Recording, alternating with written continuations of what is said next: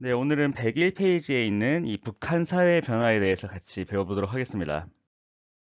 네, 먼저 오늘 학습 목표를 같이 읽어보도록 하겠습니다. 첫 번째, 김일성, 김정일의 권력 독점과 세습 과정을 안다. 두 번째, 북한의 경제 변화와 사회 모습을 설명할 수 있다. 네, 이것을 통해서 오늘은 이 북한의 역사, 그래서 이제 이 김일성과 김정일이 어떻게 권력을 독점하고 세습을 이어갈 수 있었는지, 그리고 이제 간략하게 김정은까지 지금의 이제 북한 지도자죠. 이 김정은까지 어떻게 세습이 되었는가 이런 것과 함께 북한의 경제 변화, 그다음에 사회상 이런 것들을 같이 설명할 수 있는 이런 시간을 갖도록 하겠습니다. 네, 먼저 이 북한에 대해서 설명하기 위해서는 이 먼저 일대 지도자, 일명 수령으로 불리는 이 김일성에 대해서 얘기를 하지 않을 수 없겠죠. 그래서 이제 먼저 이 김일성이 어떻게 유일 체제, 김일성이 권력을 독점하는 이러한 과정에 대해서 간략하게 설명하도록 하겠습니다. 네, 먼저 이 북한 정부의 수립은 주로 이 사회주의 세력이 중심이 됐는데요.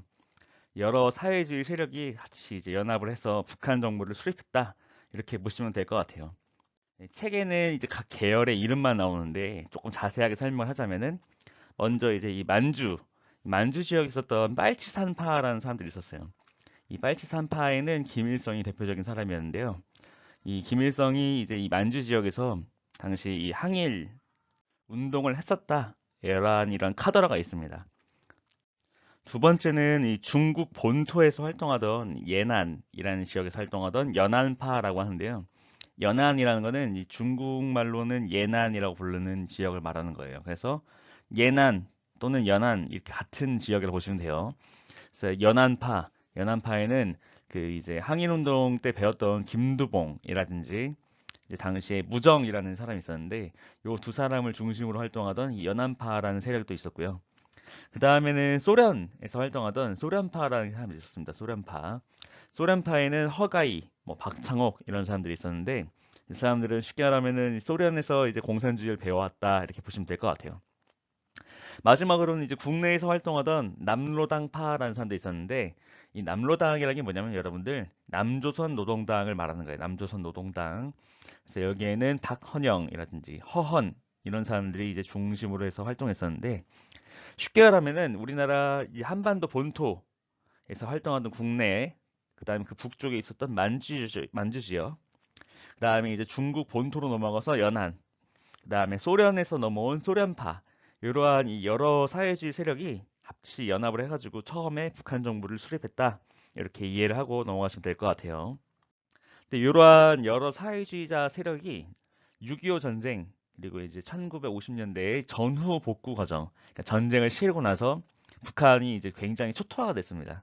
6.25 전쟁을 잠깐 얘기를 해줘야겠는데 6.25 전쟁은 어쨌든 여러분들도 잘 알고 있지만 어쨌든 지금 휴전 상태로 끝났잖아요. 지금도 계속 휴전인 상태인 거고 여러분들이 이제 6.25를 배워서 알겠지만 처음에는 우리나라가 굉장히 국군이 열세였다가 나중에 이제 이 인천 상륙작전을 통해서 반전을 일으켜서 뭐 압록강 지역까지 진출하고 이런 성과들이 있었잖아요. 그렇게 압록강 유역까지 이제 진출하는 그 과정에서 평양이 완전히 초토화가 돼요. 평양은 지금의 북한의 수도잖아요. 그래서 이 지역이 완전히 초토화되게 되는데 이러한 것에서 책임을 물어가지고 김일성이 뭐 이제 무정이라든지 연안파의 무정이라든지 이런 사람들 아니면은 또 이제 남로당파였던 뭐 박헌영이라든지 이런 사람들을 6.25 전쟁의 책임을 물어가지고 숙청을 해, 숙청. 일명 뭐 제거한다, 아니면 뭐 세력에 몰락했다 이런 표현도 쓰는데 정확한 표현은 숙청이라고 보시면 돼요. 숙청이라는 게 뭐냐면은 자기의 정치적인 적, 이 일명 정적을 실제로 제거하는 걸 말해요. 그래서 어쨌든 이런 6.25 전쟁 도중, 그 다음에 전쟁 이후에 전후 복구 과정에서 대부분이 이렇게 숙청을 당하게 됩니다. 그래서 남은 사람은 이제 마지막으로 남았던 사람이 빨치산파, 만주 지역에서 활동했던 빨치산파 출신이었던 이 김일성이 남게 되는 거죠. 그래서 이렇게 남게 되면서 1950년대를 거치면서 김일성 1인 독재 체제가 강화되었다. 이렇게 이제 이해를 하고 넘어가시면 될 것 같습니다. 네, 이렇게 김일성에게 권력이 집중되는 1인 독재 체제가 강화되면서 이제 조금 더 이 유일 체제를 확고하게 하기 위해서 김일성은 1960년대에 들어서 일명 주체 사상이라고 불리는 이러한 사상을 주창하게 됩니다. 주체 사상에서 이제 내세우는 것들은 뭐 사상에서의 주체, 뭐 정치에서의 자주, 뭐 경제에서의 자립, 국방에서의 자위 이런 것들을 이제 핵심으로 내용을 하고 있는데요. 이제 쉽게 말하면은 이러한 것들의 자주적인 측면 이런 것들을 좀 내세우면서 좀 일명 보기 좋은 사상이라고 보시면 될 것 같아요. 그래서 이제 주체 사상이 이제 뭐 문제될 게 있느냐 이렇게 볼 수도 있는데 사실 이 부분을 좀 보셔야 돼요. 어떤 부분이냐면은 주체 사상의 내용 중에는 이러한 내용도 담겨 있습니다. 자, 혁명과 건설의 주인은 인민 대중이다. 쉽게 말하면은 이제 인민 그러니까 우리나라 치면 국민 또는 시민이라고 할 수 있는데 이, 이 사람들이 내세우는 이제 과업이라고 해야 돼요. 과업. 이제 아니면 이제 국가의 목표 이런 것들은 이제 실질적으로는 인민 또는 국민, 시민 이런 사람들이 있다고 보시면 돼요. 그러니까 쉽게 말하면은 민주주의와는 사실 큰 차이가 없다는 거지. 왜냐면은 어쨌든 민주주의 사회에서도 어쨌든 모든 권력은 국민으로부터 나온다라고 명시를 하니까요. 이런 것과 비슷하다고 보시면 될 것 같아요. 근데 여기서 함정이 하나 있어, 함정. 그러나 인민 대중은 수령의 영도를 받아야만 자기 운명의 주인이 된다 이렇게 이제 얘기를 했다는 거죠. 이게 무슨 뜻이냐면 결국에 수령의 독재 지배를 정당화했다라고 보시면 될 것 같아요. 그래서 이제 이 주체 사상이 겉으로 보기에는 아까도 얘기했지만 뭐 주체, 자주, 자립, 자위 이런 것들 얘기하는데 언뜻 듣기에는 굉장히 좋은 말이고 막 되게 자주적이다. 아, 우리나라랑은 좀 상황이 다르구나. 얘네는 결국에 자주적인 국가를 세웠구나 이렇게 볼 수도 있는데요, 여러분. 하지만 아까 여기 위에 이제 제가 큰 따옴표로 이렇게 해놓은 요 말을 잘 보면은 수령의 독재 지배를 정당화하기 위해서 온갖 미사역을 갖다 붙인 일명 빚좋은 개살구라고 보시면 될 것 같아요. 그래서 이러한 주체 사상의 목적은 대내적으로는 김일성 독재 체제를 강화하기 위해서였고 대외적으로는 북한의 자주 노선을 구축해서 이제 우리는 이제 뭐 중국 또는 소련의 도움을 받지 않고 있다. 니네 뭐 흔히 이제 북한에서 우리나라를 표현할 때뭐 남조선 어쩌고저쩌고 하는데 이 남조선 너네들은 뭐 미군 뭐 미제의 이제 뭐 앞잡이가 아니냐 뭐 미제의 도움을 받지 않고서는 아무것도 못하는 나라 아니냐 이런 식으로 이제 사상적인 면에서 자기네들을 정당화하기 위해서 이렇게 이제 표현을 했다고 보시면 될 것 같아요. 이후에 이제 김일성이 유일한 지도자임을 정당화하는 이런 일명 수령론이라는 게 추가가 됐는데요. 김일성의 유일 체제를 정당화하는 이제 이런 수단으로 사용되었다. 이 정도로 이해하고 넘어가시면 될 것 같아요. 네, 북한은 이제 1970년대에 들어서서는 일명 사회주의 헌법이라 불리는 이 법을 채택하게 되는데요. 1972년에 채택이 되었습니다. 이 내용을 간략하게 좀 설명을 해주자면 어떤 내용이 있냐면은 주체 사상이 북한식 사회주의 이념으로 공식화되었다는 거예요. 그러니까 이제 북한은 이제 흔히 다른 국가였던 이제 다른 사회주의 국가였던 뭐 소련이라든지 중국과는 다르게 자기네 방식만으로 이제 사회주의 이념을 만들었다. 그래서 이것을 주체 사상이라 한다. 이런 것들을 우리는 공식화하겠다. 이렇게 표현했다고 보시면 될 것 같아요. 그리고 이때 국가 주석제라는 걸 도입을 해서요. 새 주석 자리에 김일성을 선출하게 되는데 이때부터 이제 북한의 최고 지도자를 주석이라 불렀다는 거예요. 그래서 김일성의 공식 명함은 이제 김일성 주석이라고 표현하면 될 것 같아요. 그래서 이게 이때 국가 주석제를 도입했다는 것과 헌법상 수도를 이제 우리나라의 서울에서 자기네 나라의 수도로 평양으로 바꿨다는 거예요. 그래서 이제 이때부터 북한의 수도는 공식적으로 법적으로 평양이다라고 보시면 될 것 같아요. 그리고 이때 들어서 김일성 후계 체제를 확립하기 시작을 했는데요. 쉽게 말하면은 이제 김일성이 조금 뒤에 나오겠지만 사실 1994년에 이르러서 이제 죽어요. 근데 이제 72년부터 시작을 했으니까 자기가 죽기 약 20여 년 전부터 이미 자기 아들을 2대 지도자를 만들기 위해서 후계 체제를 확립했다 이렇게 보시면 될 것 같아요. 그래서 이렇게 비밀리에 후계자에 추대된 김정일은 1974년에 이르러서는 이제 3대 혁명 소조운동이라는 걸 전개하게 되는데요. 뭐 이런 게 쉽게 말하면 어떤 목적이 있느냐면은 구 간부들, 그러니까 이제 김일성과 이제 이 북한을 세운 북한 정부를 수립한 이 간부들의 기술 실무 수준을 제고하고 다시 생각하게 한다 이렇게 보시면 될 것 같아요. 그리고 이 사람들을 신간부들로 이제 뭐 세대 교체한다 이렇게 보시면 될 것 같아요. 쉽게 말하면은 김정일이 조금 더 힘을 쓸 수 있게 옛날에 이제 좀 오래된 간부들을 쫓아내고 이 노동당 간부들을 쫓아내고 새로운 세대를 이제 다시 영입을 해가지고 김정일이 좀 힘을 받을 수 있게. 왜냐면은 이제 쉽게 말하면 이제 내가 김일성인데 내 아들이 왕위에 오르기 위해서, 그러니까 쉽게 말하면은 뭐 수령자리 오르기 위해서는 이제 나랑 같이 함께했던 이 동료들이 힘을 꺾어놔야지 나중에 이제 내가 죽어도 김정일이가 피해를 안 입을 거 아니에요. 그래서 이런 식으로 김일성은 김정일이 무사히 이제 후계를 이제 이어받을 수 있도록 하기 위해서 이런 식으로 이제 김정일 주도로 하는 3대 혁명 소조운동 이런 것들을 전개하게 하였다. 이렇게 이해를 하시면 될 것 같아요.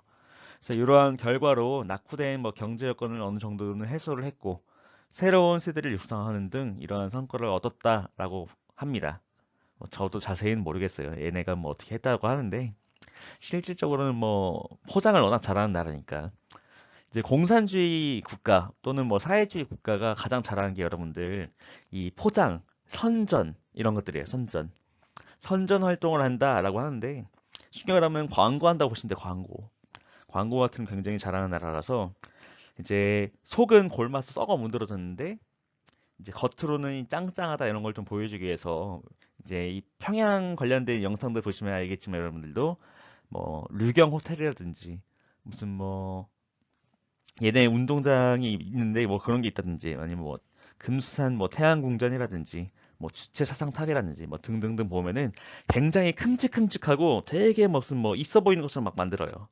근데 사실 여러분들도 이제 다 북한에 관련해서 어느 정도 얘기를 들어보서 알겠지만 굉장히 속으로는 썩어 있죠. 골마 있고.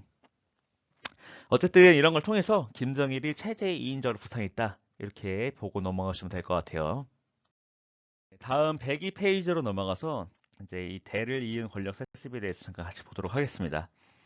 1970년까지 이렇게 김정일이 비공식적인 비밀리에 후계자로 이제 이어받았다고 하면은 1980년에 일어나서는 이제 김정일이 공식적으로 후계자 모습으로 드러냈다고 합니다. 그리고 나서 이제 김일성이 1994년에 이제 심근경색으로 뭐 82살 정도의 나이에 죽게 돼요. 그래서 이제 김일성이 죽고 나니까 이제 막 신문에 막 우리나라 신문에 막 대서특필이 됐습니다. 그래서 신문의 일면 제목이 김일성 사망 이렇게만 딱 나온 거예요. 그래가지고 이제 이때 뭐 흔히 들리는 뭐 카더라의 이런 거에 의하면은 이제 우리나라가 이때 북한의 도발에 대비하기 위해서 막 전시 체제까지 막 불사하는 준비를 했고 심지어는 이제 북한에 대해서 이제 뭐 미국의 당시 뭐 대통령이었던 클린턴 대통령 같은 경우는 이제 북한을 공격하는 게 어떻게 했느냐 해서 막 북폭이라고 하는데 북한을 폭격한다는 얘기예요. 그런 식으로 막 북폭 계획까지 있었다 이런 얘기가 있었는데 다행히 이때 당시에 이제 크게 전쟁까지 번지는 이런 불상사는 벌어지진 않았었고요. 그래서 어쨌든 이때 이제 김일성이 사망하게 됨으로써 김정일이 국방위원회 위원장이라는 이름으로 취임하게 돼서 이제 2대 수령이 되는 거예요. 2대 수령. 두 번째 지도자가 됐다는 거죠. 그래서 이제 김정일을 흔히 국방위원장이라고 이렇게 불렀었어요. 우리나라에서는. 물론 이제 일반적인 시민들이나 이제 이런 사람들은 뭐 김일성, 김정일 뭐 돼지 부자, 뭐 뚱땡이 부자, 돼지 새끼들 막 이렇게 이제 좀 비아냥거리면서 얘기를 했었는데 어쨌든 이 사람의 공식적인 직함은 국방위원장이라고 보시면 될 것 같아요. 그래서 이 김정일이 이제 1994년부터 이제 자기가 죽는 그 2011년까지 이렇게 2대 지도자로서 이제 역할을 하게 되는데요. 이 김정일이 이제 집권한 다음에는 바로 이제 북한에서는 대기근이 발생하게 대기근. 굉장히 이제 뭐 농사도 망하고 뭐 이제 굶어 죽는 사람들이 엄청나게 증가하는 이런 사건이 벌어지게 되는데 그거를 이제 일명 고난의 행군이라고 불러요. 그래서 굉장히 이렇게 어려운 시기가 있었고 그래서 이제 사람들은 이런 어려운 시기를 거치는 북한을 보니까 아 북한이 곧 자멸하겠구나 알아서 망하겠구나 이렇게 해가지고 통일을 좀 어느 정도 기대했다고 해요. 근데 이제 98년 정도에 1998년에 이제 우리나라 김대중 정부가 들어서면서 일명 햇볕 정책을 실시하게 되면서 이제 당시 김정일이 이끌던 이 북한이 어느 정도 숨통이 트이게 되는 이런 좀 결과를 낳게 됐죠. 그래서 이런 식으로 해서 어느 정도 또 이제 숨통이 트이니까 이 사람들은 자꾸 그 핵 미사일 개발에 좀 목숨을 걸게 되고 이런 식으로 좀 악순환이 반복됐다고 합니다. 그래서 이런 식으로 이제 지내다가 김정일도 결국에 나중에 2011년에 이르러서 죽게 돼요. 김정일도 심근경색으로 똑같이 죽게 됐는데 김정일 같은 경우는 이제 자신의 셋째 아들이었던 김정은에게 이 권력을 이양하게 됩니다. 그래서 김정은을 이미 이제 대장으로 삼아서 이제 승계 작업을 해놨는데 김정은이 김정일 죽기 전에 했던 이제 아주 나쁜 우리나라의 아주 나쁜 행동을 하나 한 게 있었는데 그게 뭐냐면은 연평도 포격 사건이에요. 연평도 포격 사건 그리고 그 전에는 천안함 사건 여러분들 다 아시죠? 천안함 폭침 사건이라든지 연평도 포격 사건 이런 것들을 전부 다 이 김정은이 지휘를 해가지고 일부러 이제 우리나라에 대해서 도발을 하는 거예요. 그래서 이제 천안함 이제 용사들이 이렇게 불의의 사고로 이제 돌아가시게 됐고 이제 연평도에서도 이제 군인 두 분이 이렇게 좀 불의의 폭격으로 인해서 이제 돌아가시게 된 이렇게 좀 안타까운 사건이 있었는데 이것들을 모두 김정은이 이렇게 주도를 해서 했다고 보시면 돼요. 그래서 이런 식으로 김정은이 일부러 우리나라에 도발을 하게 된 이유는 자신의 이 권력이 좀 공고하다. 나는 후계자로서 이 정도 보여줄 수 있다. 이런 걸 약간 과시하기 위해서 보여줬다고 합니다.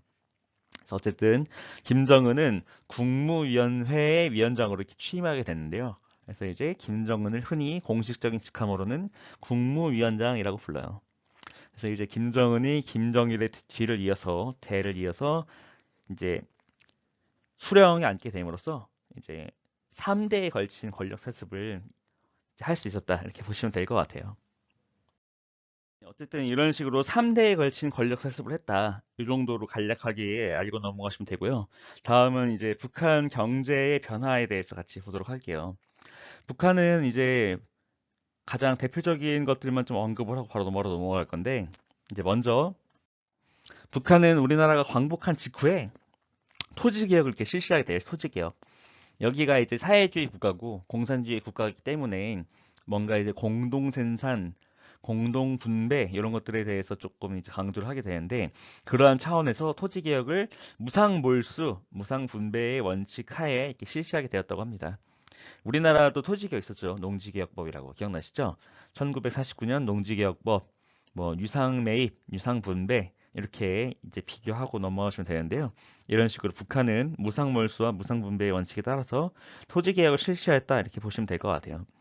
북한의 토지 개혁이 먼저입니다. 북한의 토지 개혁은 1946년에 했고요. 이런 것에 있어서 우리나라도 이제 영향을 좀 받아가지고 1949년에 농지개혁법을 시행하게 되었다 이렇게 보시면 될 것 같아요. 그리고 나서 이제 1950년에 6.25 전쟁이 시작됐고 1953년에 정전협정이 체결되었죠.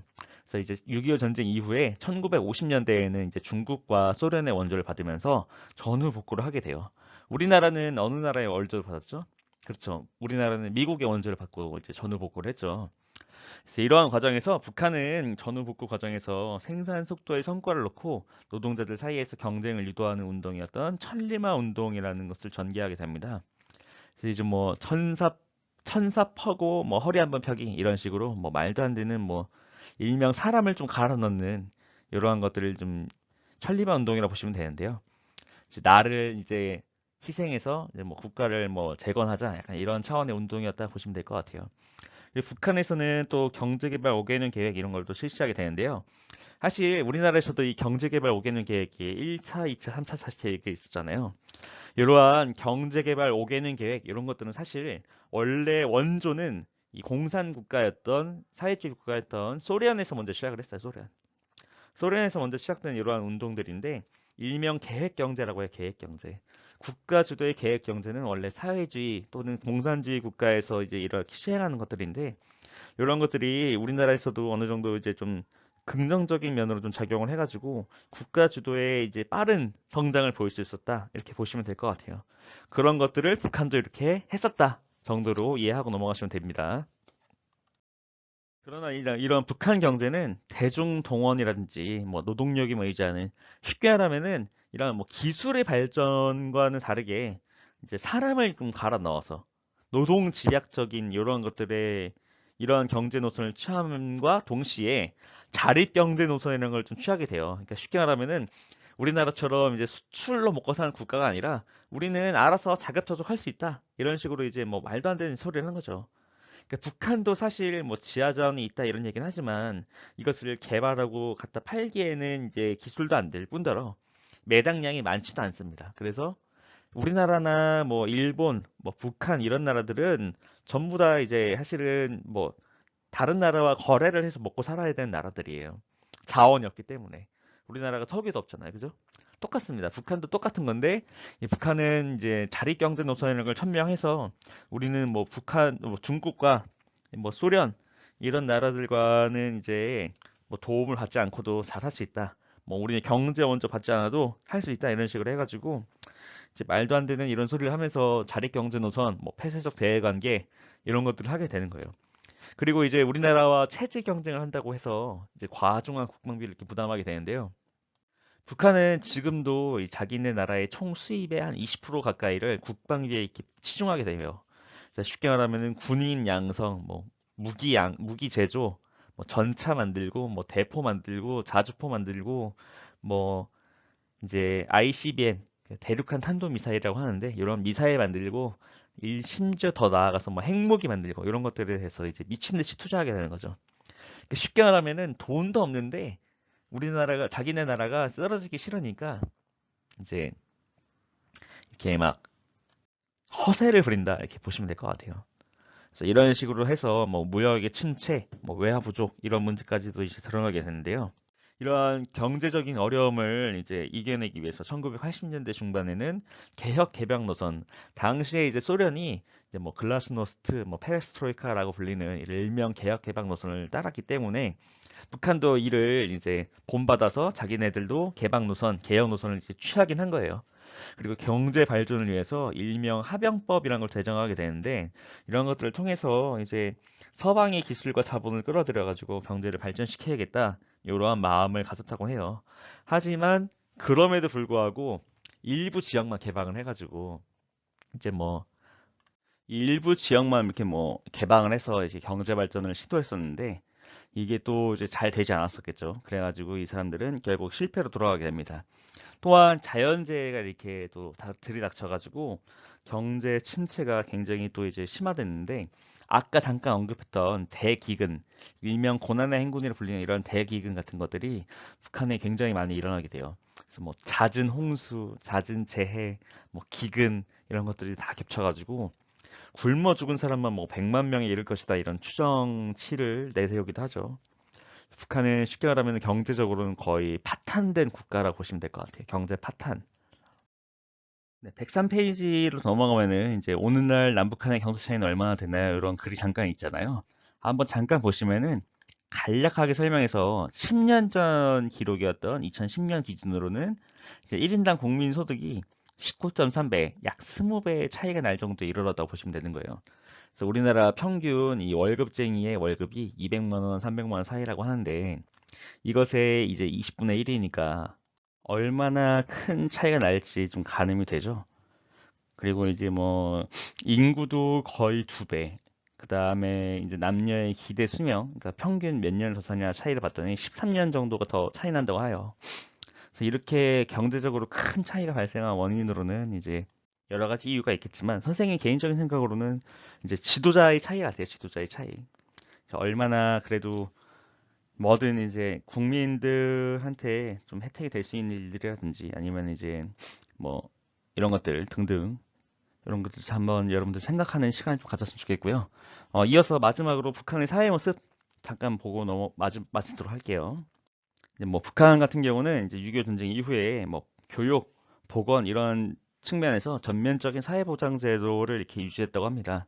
근데 하지만 이제 1970년대를 거치고 80년대부터 시작된 이 경제 침체 이후에는 복지 혜택이 점차 어려워지고 이제 뭐 배급주의로 갔다고 보시면 될 것 같아요. 배급. 쉽게 말하면은 이제 뭐 쌀이 없어서 이제 뭐 쌀 배급할 테니까 나오세요 하면 이제 막 다 집집마다 나가가지고 뭐 이제 바가지에다 쌀 받아오고 이런 것들 굉장히 이제 공핍한 삶을 살고 있다 보시면 될 것 같고요. 또 이제 집단주의 원칙이란 걸 내세워서 북한 주민들은 개인보다 집단을 중시하는 이렇게 생활을 하고 있습니다.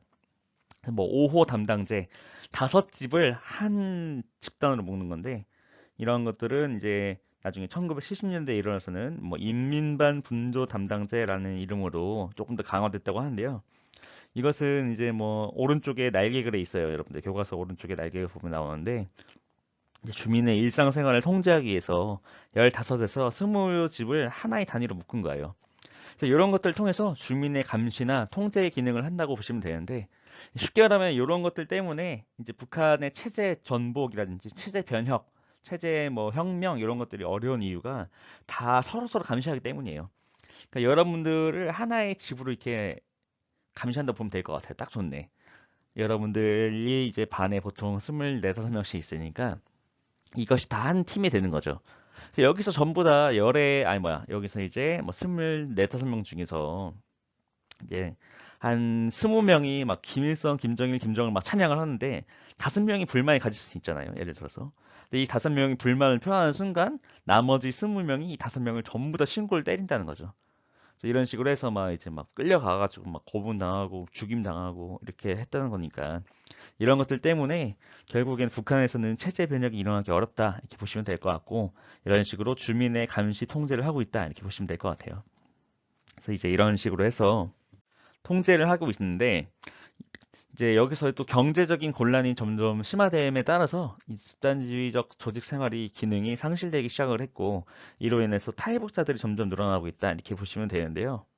이러한 감시가 좀 느슨해지고 이러니까 아예 이제 여기서는 뭐 변화를 기대하기도 어렵고 그래서 이런 것들을 통해서 네 이렇게 종을 좀 쳤는데 어쨌든 이런 것들을 통해 가지고 이 탈북자들은 이제 1990년대 후반부터 아까 말했던 이러한 고난의 행군 요 시기를 지나면서부터 이제 굉장히 증가하기 시작을 했어요.